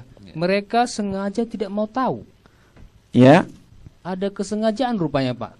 Artinya sesungguhnya mereka itu tahu, tapi sengaja nggak mau tahu. Begitu ya? Ya, maksudnya di sini adalah mereka tuh nggak mau belajar dengan benar. Sebenarnya sudah ada ajaran, tapi mereka nggak mau dengar. Mereka menutup telinga terhadap ajaran yang benar. Ya namanya juga pengejek-pengejek ya. Ya istilahnya sudah tahu tapi pura-pura nggak tahu. Atau dapat tahu tapi tidak mau tahu. Nah ini kan, nah ini dia. Ya. Lalu ayat 8 itu Pak. Di Ya. sini kan saudara-saudaraku yang kekasih, yang satu ini tidak boleh kamu lupakan, yaitu bahwa di hadapan Tuhan satu hari sama seperti 1000 tahun, dan 1000 tahun sama seperti satu hari. Iya. Kenapa? Nah ini maksudnya ini bagaimana Pak? Oh ya, ada orang menganggap bahwa ini adalah satu penskalaan, perbandingan. Jadi satu hari untuk Tuhan 1000 tahun bagi manusia. Terus dihitung tuh misalnya dari kisah penciptaan Adam sampai kepada datangnya Kristus sudah berapa tahun. Lalu dari Kristus ke sini sudah berapa tahun gitu, dihitung. Waduh, ini berarti sudah tahun ke-6 nih, udah lewat dong kan gitu. Ya. Nah, itu adalah semacam itulah berbahaya dari peta zaman itu. Janganlah kita suka memetakan zaman menurut akal kita. Karena lagi pula perhitungan angka-angka dalam Alkitab itu tidak seperti angka-angka kita sekarang, Pak. Ya. Kalau dulu kan tariknya itu nggak jelas. Kalau sekarang sih tarik sejak Masehi jelas, bisa dihitung. Tapi dulu-dulu kan belum ada teknologi, belum ada kalender yang diakui. Sekarang saja coba lihat tahun Jawa, tarik Jawa dengan tarik Tionghoa, beda loh Pak. Tahun Jawa kuno, tahun Jawa kuno udah berapa sekarang? Udah berapa ribu? Tahun Tiongkok, Tionghoa, tahun Arab. Tahun Arab sejak munculnya agama Islam misalnya. Itu kan kalau kita hitung beda-beda. Nah, apalagi zaman dahulu hitungannya nggak jelas. Jadi satu dinasti muncul, dia bisa buat tarik sendiri. Sejak kemunculannya. Terus bangsa Israel banyak menghitung dari sudut keluarnya dari Mesir. Nah, sebelum keluar dari Mesir bagaimana tuh ngitungnya? Gitu? Nah, terus kalau dihitung 930 tahun misalnya Adam hidup, itu 930 tahun sama enggak gitu loh. Sama enggak dengan kita punya 1 tahun itu adalah berarti 365 hari, misalnya 12 bulan, sama enggak? Nah, kan enggak ada pegangan yang jelas. Nah, oleh sebab itu bahaya kita tafsirkan 2 Petrus 3:8 ini sebagai perbandingan. Di sini betul perbandingan, tapi bukan perbandingan skala. Di sini mau dikatakan apa? 1 hari buat Tuhan seperti 1000 tahun buat manusia. Sebaliknya juga 1000 tahun bagi Tuhan seperti 1 hari bagi manusia. Jadi ini perbandingan yang maksudnya apa? Jangan kamu ukur hari Tuhan itu menurut harimu. Jangan.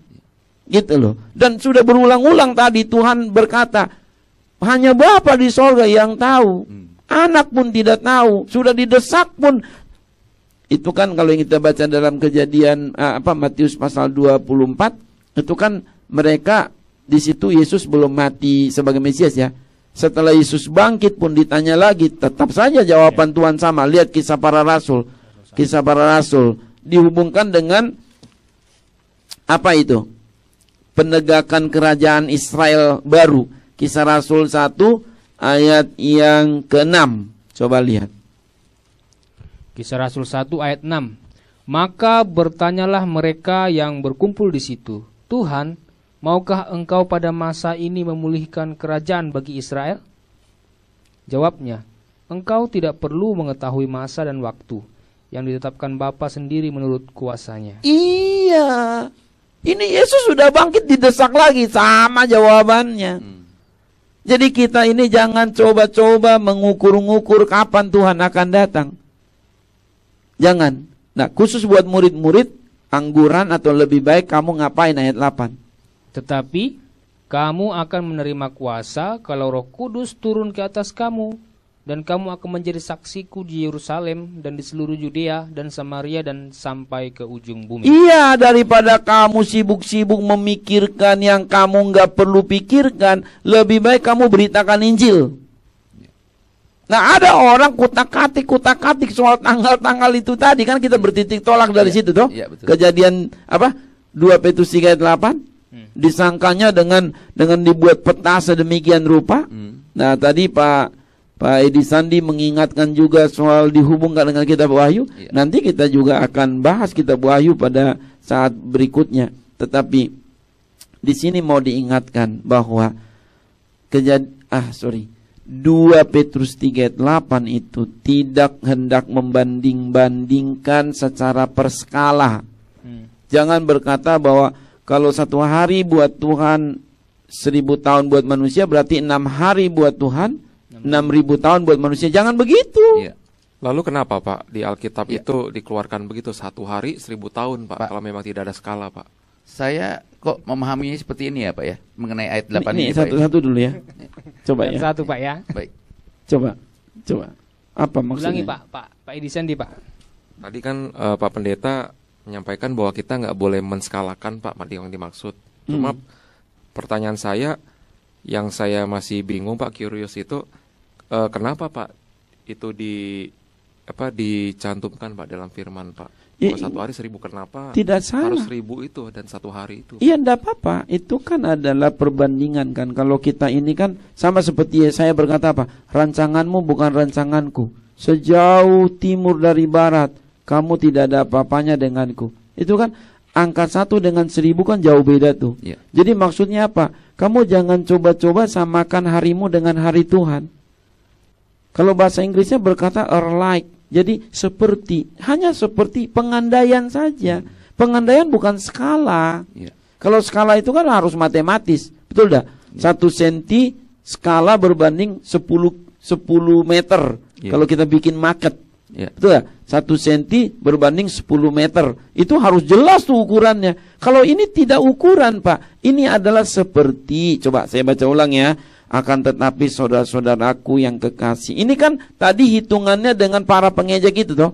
Ayat 3 dan 4. Mana kedatangan Tuhan? Udah lama kita tunggu-tunggu, dari dulu sama aja kok. Ya. Tapi di sini katakan apa? Akan tetapi saudara-saudaraku yang kekasih, yang satu ini tidak boleh kamu lupakan, yaitu bahwa di hadapan Tuhan 1 hari sama seperti, bukan sama dengan, tapi sama seperti, sama dengan sama seperti beda.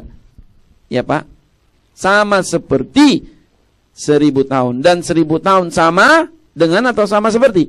Sama seperti 1 hari dibalik. Jadi bukan angka harfiah begitu ya Pak? Bukan, jauh perbandingan saja bukan, apalagi harfiah. Makanya ayat 9 dikatakan apa? Tuhan tidak lalai menepati janjinya. Sekalipun ada orang yang menganggapnya sebagai kelalaian, yang mempertanyakan tadi, mana janjinya? Ya.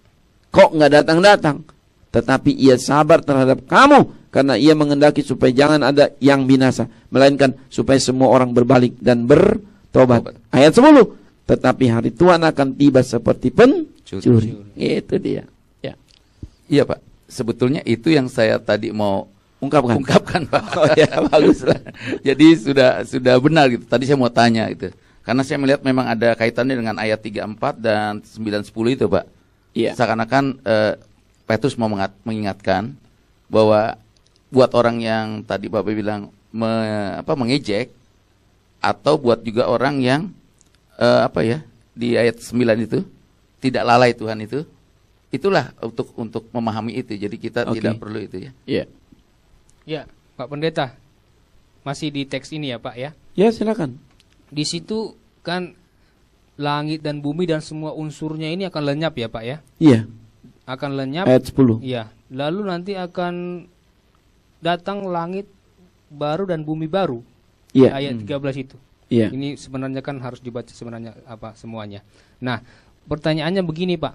Ketika langit dan bumi yang kita diami sekarang ini lenyap nanti seperti yang dikatakan di teks ini, kita ini di mana Pak? Apakah kita sudah di mana ini sebenarnya? Ya, kalau kita melihat ya, katakanlah andai dulu, terjadilah akhir zaman. Itu ada tahapannya tuh. Kalau menurut Alkitab yang dapat kita rekonstruksi secara umum ya. Ini kan kita bicara tadi tanda-tandanya tuh Pak. Betul? Ternyata bukan tanda-tanda dari fenomena alam, bukan tanda-tanda dari fenomena sosial, keadaan manusia, Tetapi secara spiritual. sosialnya, tetapi secara spiritual. Ketika kedurhakaan makin meningkat, orang makin tidak percaya Tuhan, makin banyak mengejek kebenaran, ya kan kayak gitu tuh. Nabi-nabi palsu muncul. Nah, di situ dia tuh tanda-tandanya.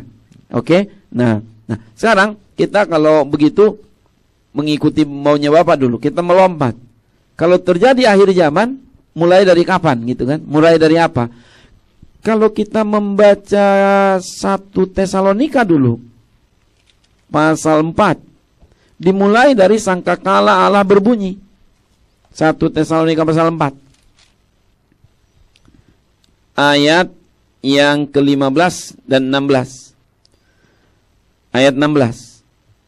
Sebab pada waktu tanda diberi, yaitu pada waktu penghulu malaikat berseru dan sangkakala Allah berbunyi, maka Tuhan sendiri akan turun dari sorga, dan mereka yang mati dalam Kristus akan lebih dahulu bangkit. Sesudah itu, kita yang hidup, yang masih tinggal di bumi, akan diangkat bersama-sama dengan mereka dalam awan menyongsong Tuhan di angkasa. Betul ya? Demikianlah kita akan selama-lamanya bersama-sama dengan Tuhan. Nah, yang pertama di sini mau diingatkan, tentu harus dihubungkan dengan ayat-ayat lain dalam Alkitab, karena ini berupa rekonstruksi ya. Tidak ada kitab khusus mengenai akhir zaman, asal ingat itu. Meskipun kitab Wahyu tadi banyak bicara soal akhir zaman, tetapi justru kitab Wahyu harus didukung dengan kitab-kitab lainnya. Oke? Tidak ada khusus kitab akhir zaman, mengenai akhir zaman. Di sana sini berseliweran ayat-ayat dalam Alkitab soal akhir zaman yang harus kita padu, kita harus tafsir, kita harus gabung secara dengan hati-hati. Nah, sangkakala Allah berbunyi, Kristus turun dari sorga, orang yang mati dalam Kristus itulah yang di Firdaus. Di Firdaus menurut Lukas pasal 16 ayat 19 sampai 31 dan Lukas pasal 23 ayat 42 43. Firdaus itu adalah dunia orang mati yang diperkenan Allah. Dan dunia orang mati yang tidak diperkenan Allah, orang-orangnya maksudnya, dunia orang mati yang diperkenan Allah, orang-orangnya itu Firdaus. Dari Firdaus itu bangkit orang yang mati dalam Tuhan, naik di awan-awan bersama dengan Tuhan di angkasa. Betul? Nah, kita yang masih hidup ini akan diangkat. Nah, dari situlah muncul namanya premil, pandangan premil, di mana orang percaya dalam Kristus atau warga gereja yang saleh akan diangkat dulu sebelum masa penganiayaan besar. Premil istilahnya itu, gitu. Tetapi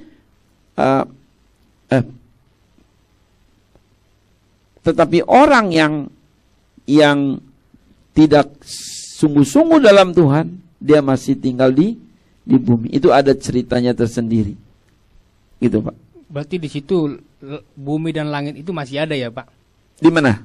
Masa aniaya besar itu. Masih. Ketika orang percaya diangkat itu. Masih, karena masih ada bumi toh. Masih ada orang-orang di bumi. Oke. Bumi itu akan hancur itu setelah nanti semuanya diangkat. Tahap itu selesai. Semua fase itu selesai. Berarti soal kerajaan 1000 tahun di bumi itu ya, Pak? Di bumi ini ya? Kalau kita baca kitab Wahyu, iya. Di bumi kita ini? Di bumi. Di bumi ini. Belum bumi yang baru, langit yang baru. Belum. Ya, belum. Di bumi ini. 1000 tahun. Nah, itu 1000 tahun keemasan, 1000 tahun tanpa dosa, 1000 tahun tanpa kejahatan. Karena menurut kitab Wahyu, iblis, si penggoda, si provokator negatif diikat, dimasukkan ke Hades. Di situ dia diikat, atau di neraka diikat dia di situ, ya, sehingga tidak ada yang memprovokasi manusia. Pola pikirnya begitu, tafsirannya. sehingga tidak ada kejahatan di bumi. Disitulah masa damai 1000 tahun. 1000 tahun. Itu berdasarkan juga apa yang dikatakan Nabi Yesaya, bahwa akan ada persatuan antara semua orang, bahkan hewan dan binatang dan manusia bisa duduk sama-sama, bayi dengan ular tedung bisa duduk sama-sama, tidak saling menggigit. Karena apa? Ada kerajaan damai 1000 tahun, di mana Kristus yang di angkasa mengangkat orang saleh-salehnya tadi akan turun kemudian dengan mereka ke bumi ini. Kalau Anda percaya dengan kerajaan 1000 tahun sebagai kerajaan yang real. Tetapi harus diakui banyak juga, atau ada juga yang tidak percaya kerajaan 1000 tahun itu sebagai real, tapi dianggap itu hanya simbolik. Kalau saya adalah orang yang percaya itu real. Saya, kalau Anda tidak mau percaya itu real, terserah. Saya adalah, kalau saya mengikuti rekonstruksinya, saya adalah orang yang percaya bahwa kerajaan 1000 tahun itu real, bukan sebagai angka simbolik. Ya, berarti apa, saya mendengar begini Pak, bumi itu ketika kerajaan 1000 tahun itu menjadi baik, makanya binatang itu bisa makan rumput. Itu gambaran. Jadi manusia itu kan tidak ada kematian lagi pada masa 1000 tahun itu. Ya, itu masuk akal toh Pak. Kalau memang Kristus yang sudah mengatur demikian, tidak apa-apa toh. Kan mungkinkah manusia tidak mati dalam 1000 tahun? Mungkin saja. Semisal kalau kita baca di dalam Kejadian, bahwa manusia itu ada yang sampai berumur, meskipun tadi saya sudah pertanyakan juga hitungannya itu berapa, dari mana dan berapa hari ya satu tahunnya. Tapi di dalam Alkitab kan dikatakan Metusalah misalnya, dia bisa hidup 969 tahun, hampir 1000 tahun. Nah kalau Kristus yang turun ke bumi, lalu dia dengan kuasanya membuat begitu makmur, lalu tidak ada kejahatan, kan tidak ada kejahatan itu juga mengurangi kematian. Kan kematian makin banyak karena kejahatan, keserakahan. Coba kita saling memberi, saling membiarkan makan, enggak sampai sakit orang, tidak sampai kelaparan. Itu logikanya kan jalan juga di situ.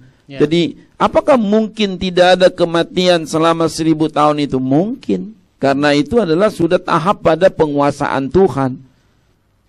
Kerajaan 1000 tahun di mana Kristus yang memerintah. Mau kata apa, memang itu program surga. Ya. Ini ajaran Alkitab yang saya pahami dari kitab Wahyu ya. Lalu apakah di dalam kerajaan 1000 tahun itu akan berlanjut dengan kekekalan Pak? Ataukah kita harus memandangnya sebagai batas betul-betul harfiah 1000 tahun atau bagaimana? Ya, saya sekali lagi ya, kita bisa beda pendapat. Saya adalah tidak kebetulan mempercayainya sebagai yang harfiah 1000 tahun ya 1000 tahun. Oh, berarti 1000 tahun. 1000 tahun beneran kalau saya memahaminya. Tapi kalau Anda berkata 1000 tahun lama banget, ya terserah aja, bumi ini udah beribu-ribu tahun, nggak lama-lama juga gitu kan. Tergantung Anda mau lihat dari sudut mana toh. Dan sekali lagi, kalau sudah bersama Kristus 1000 tahun 2000 tahun kan nggak ada beda. Apa ya? Ya ada beda lah, tapi nggak terlalu berasa lah. Perbandingan, coba lihat. Kalau kita hidup dalam cinta kasih, lihat dah ajaran soal Yakub. Yakub cinta pada Rahel. Ini manusiawi sekali loh. Dia disuruh kerja 7 tahun tambah 7 tahun untuk mendapatkan Rahel. Tapi buat dia itu seperti 7 hari tambah 7 hari. Terserah Anda mau katakan itu puisi, terserah. Tapi kalau orang hidup dalam cinta kasih, itu nggak berasa udah tua, tapi kok masih sayang menyayang. Betul dah? Betul. Contoh kecil nih Pak. Saya pernah alami Pak beberapa kali. Dan ini satu keindahan berumah tangga. Ini saya jadi curhatnya. Saya pulang kerja, itu waktu itu jam 8. Terus makan malam, ngobrol-ngobrol sama anak-anak tidur jam setengah 10. Terus kami ngobrol berdua, saya dengan istri saya yang baik itu. Ya ampun, ngobrol ngalor ngidul ke sana kemari, kakak ke gigi. Di tempat tidur Pak, ngobrol. Anda tahu, kita tidur 3:30. begitu lamanya kan? Iya. Padahal udah penat juga, tapi suasana yang indah penuh dengan kasih sayang, cinta kasih, itu membuat kita nggak berasa. Itu dengan manusia yang suka bikin kita gondok aja begitu, ya kan? Iya. Betul dah? Apalagi dengan Tuhan, memandang wajah Tuhan, tidak ada lagi setan di bumi, tidak ada pencuri. Bagaimana nggak hidup damai? Bagaimana orang nggak panjang umur? Betul dah? Betul. Nggak pusing buka toko. Betul nggak? Iya. Iya nggak? Nggak ada apa tuh, Pak? Traffic jam, nggak ada yang bikin stres, ya kan? Iya. Tapi jangan tanya saya, masih ada radio kan? Pak, saya mau menanggapi yang tadi, Pak.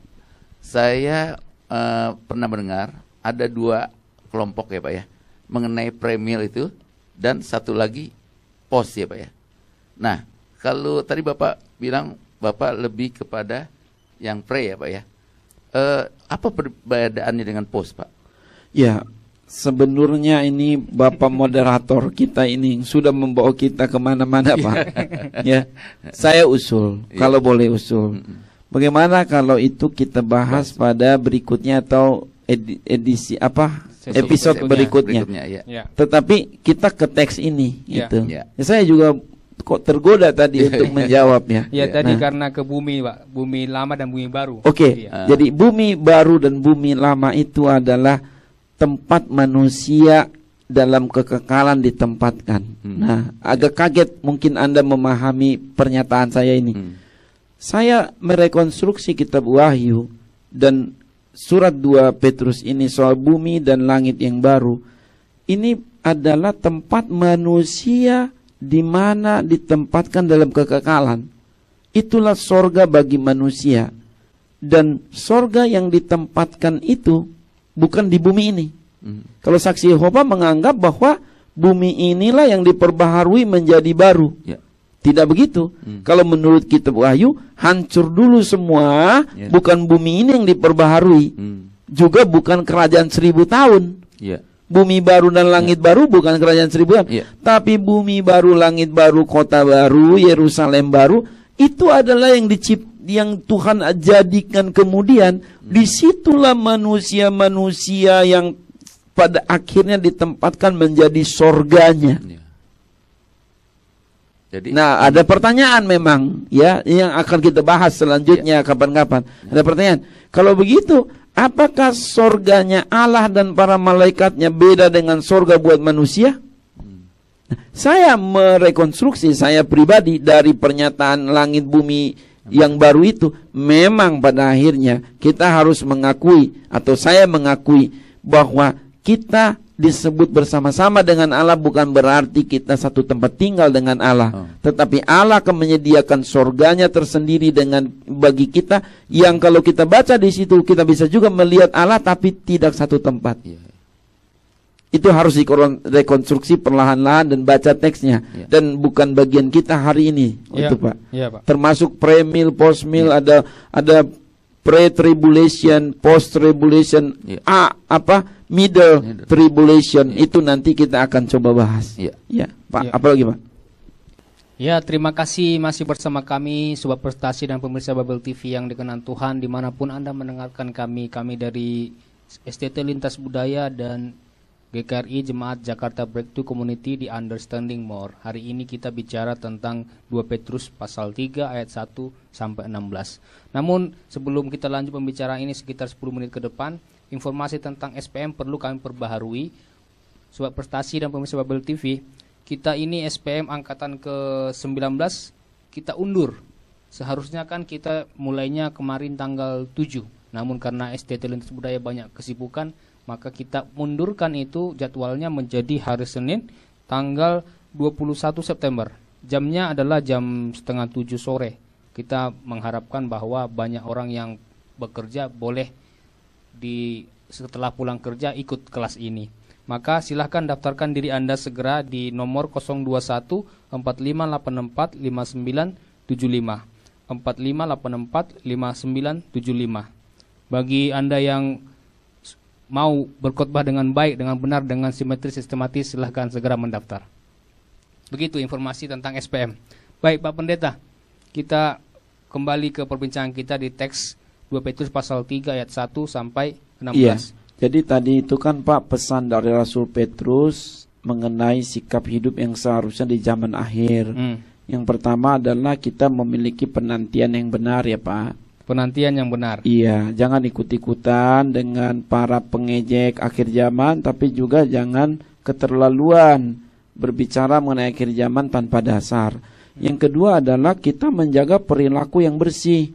Coba lihat ayat 11, 2 Petrus 3 ayat 11. Jadi, jika segala sesuatu ini akan hancur secara demikian, betapa suci dan salehnya kamu harus hidup. Sikap kita di zaman akhir ini menanti kedatangan Tuhan kedua kali, menanti datangnya akhir zaman yang sudah semakin mendekat kedatangannya itu. Kita harus hidup saleh, perilaku yang bersih. Tidak ada persiapan yang paling tepat menanti kedatangan Tuhan di akhir zaman kecuali hal ini. Ya.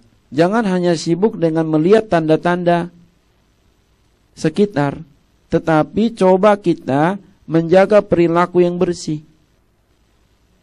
Karena apa? Karena ketika Tuhan datang mengangkat kita, ada syarat, kita harus dalam keadaan percaya, kita harus dalam keadaan suci.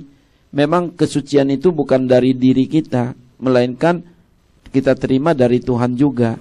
Namun kita harus menjaga kesucian yang Tuhan sudah berikan.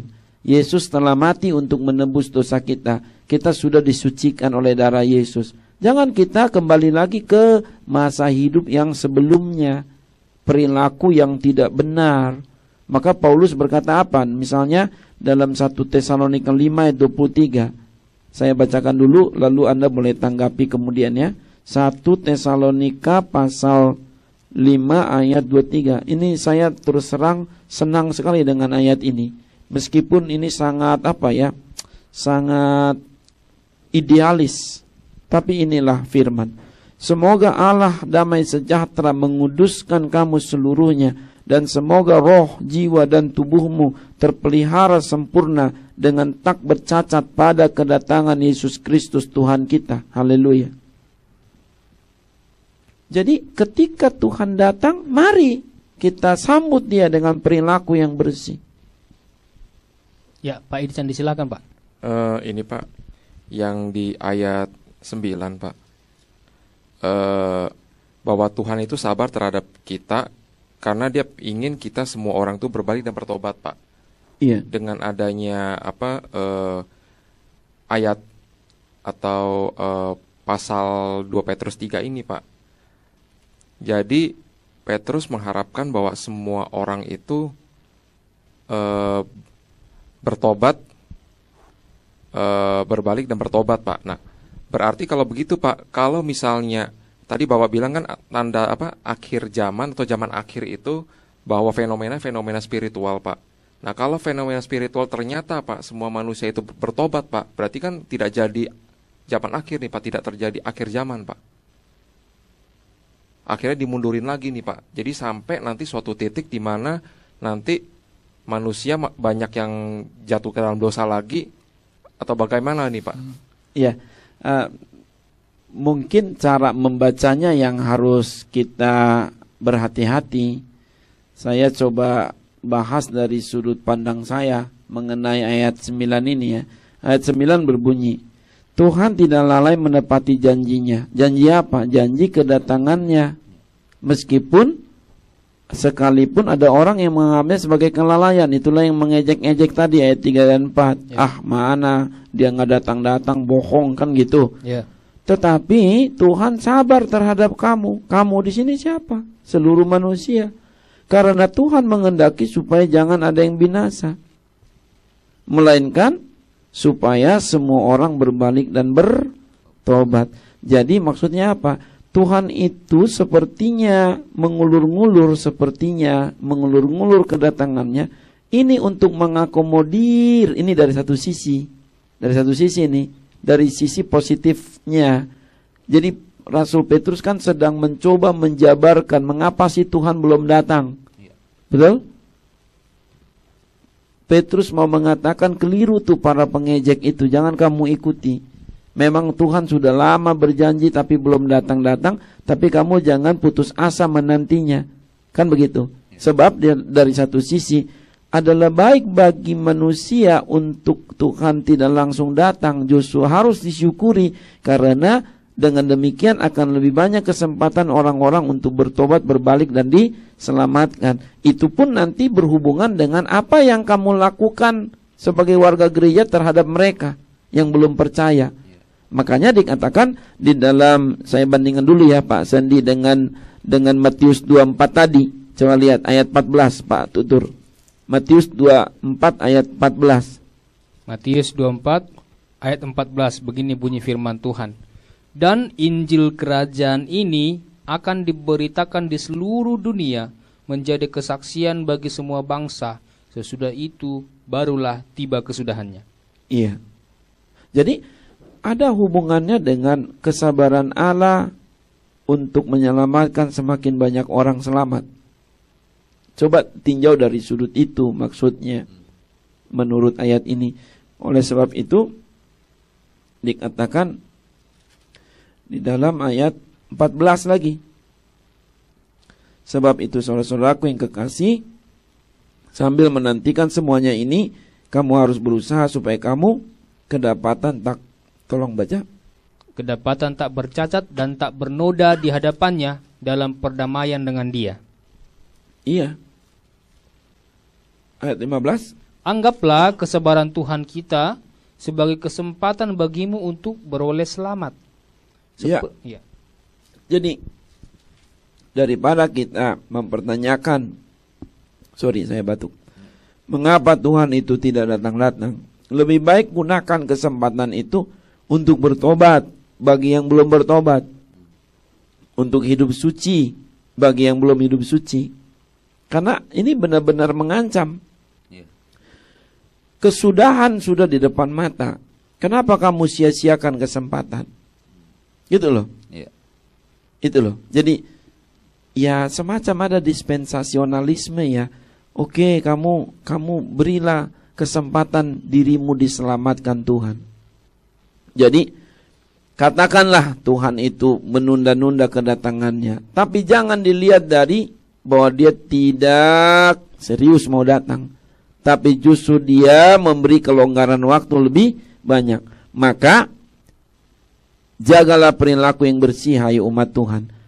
Jangan umat Tuhan itu menyalahgunakan kebebasannya. Coba lihat 1 Petrus 2 ayat 16. Ini bagian terakhir ya. 1 Petrus pasal 2 ayat 16. Hiduplah sebagai orang merdeka dan bukan seperti mereka yang menyalahgunakan kemerdekaan itu untuk menyelubungi kejahatan-kejahatan mereka. Iya. Jadi ada orang menyalahgunakan kemerdekaan, menyalahgunakan Tuhan nggak datang-datang, udah kita hidup semau-maunya. Kan di dalam Injil Matius Tuhan memberikan tuh, dia nggak datang-datang, ayo kita bermain-main saja, kita rusak semuanya. Tiba-tiba Tuhan datang, gitu. Akhirnya apa? Seperti 5 gadis bodoh yang pengantin sudah datang, tidak siap dengan lenterannya. Akhirnya dia tidak dibawa. Kita ini kan gereja bagaikan sudah dipertunangkan dengan Kristus. Betul? Hari perkawinan anak domba Allah itu adalah akhir zaman, istilah lain akan tiba. Jangan sampai tunangannya ini tertidur. Pada saat mempelai laki-laki datang, jangan warga gereja pada tidur. Orang Kristen harus tetap berjaga-jaga. Jaga perilaku yang bersih. Karena tipuan setan juga begitu. Supaya kita ini terlena oleh keadaan, kita anggap nggak ada lagi akhir zaman. Kan kita sering kali gitu, karena nyaman, nggak ada masalah, kita suka lupa loh akhir zaman. Termasuk tadi yang Bapak singgung itu, akhir zaman pribadi. Iya toh? Kalau saya hari ini mati, sebenarnya ini adalah akhir zaman pribadi saya. Hati-hati kita. Nah, kita tampaknya akan lanjutkan ini di pertemuan mendatang, Pak. Dan dihubungkan dengan tadi pertanyaan-pertanyaan soal fase-fase akhir zaman itu. Sobat Prestasi dan pemirsa Bible TV, tampaknya waktu jua yang memisahkan kita. Sudah sekitar 2 jam kita berbincang-bincang tentang topik ini dan rupanya belum tuntas. Maka kami mengharapkan kalau Tuhan mengkehendaki tentunya kita berdoa supaya di waktu yang akan datang kesempatan ada untuk kita memperbincangkan ini dalam sesi kedua. Ya, Bapak Pendeta Peltak, mohon berdoa untuk pendengar dan juga kita semua Mari di sini. kita berdoa. Bapa di dalam surga, kami berdoa untuk Sobat Prestasi dan pemirsa Bible TV dimanapun mereka berada. Biarlah segala kasih karunia, rahmat, damai sejahtera, berkat-berkat surgawi limpahkan atas kehidupan dari umat-Mu ini. Bapa, kalau ada saudara-saudara kami yang sedang sakit, jamahlah, sembuhkanlah dengan bilur-bilur-Mu yang ajaib, yang luar biasa. Tidak ada yang mustahil bagimu. Segala penyakit dapat Kau sembuhkan. Tuhan, ganti yang lama menjadi baru, mata yang baru, ginjal yang baru, usus yang baru, jantung yang baru, paru-paru yang baru. Segala kebutuhan umat-Mu yang sakit Kau cukupilah dengan kasih setia-Mu yang luar biasa. Juga kalau ada persoalan dalam ekonomi, pekerjaan, bisnis, keuangan, ada persoalan dalam rumah tangga, Tuhan tolong buka jalan atas itu semua. Raja penerobos Engkau sanggup Tuhan untuk menolong umat-Mu yang menderita. Tolong Tuhan akan bangsa dan negara kami ini juga secara keseluruhan. Keadaan yang sedang tidak menentu khususnya secara perekonomian, Tuhan berikan bimbingan hikmat kepada para pemimpin bangsa kami untuk mengelola republik ini dengan baik. Berkati Tuhan juga gereja-Mu dimanapun berada. Berkati kami di sini Tuhan. Berkati akan radio prestasi ini. Berkati pengurus radio prestasi, manajemennya. Tuhan, Engkau yang tahu pergumulan dari saudara-saudara kami ini. Biar makin hari radio ini menjadi saluran berkat Tuhan bagi banyak orang. Tuhan, tolong juga akan Sekolah Tinggi Teologi Lintas Budaya, GKRI Jemaat Jakarta Breakthrough Community, dan semua hamba-hamba-Mu yang melayani dimanapun Kau buat berhasil. Dengar doa kami yang sederhana dan ringkas ini Bapa, di dalam nama Tuhan Yesus Kristus dan dalam persekutuan Roh Kudus. Haleluya. Amin. Amin. Ya, terima kasih Pak Pendeta, terima kasih Pak Dani Chandra. Terima kasih juga Pak Edi Sandy ya. Tuhan memberkati pelayanan kita bersama. Sobat Prestasi dan pemirsa Bible TV, demikianlah kebersamaan kita ini. Kami terus berharap Anda semua tetap menantikan kami di 107.7 FM. Tetap bersama kami di pertemuan berikutnya. Tuhan Yesus memberkati.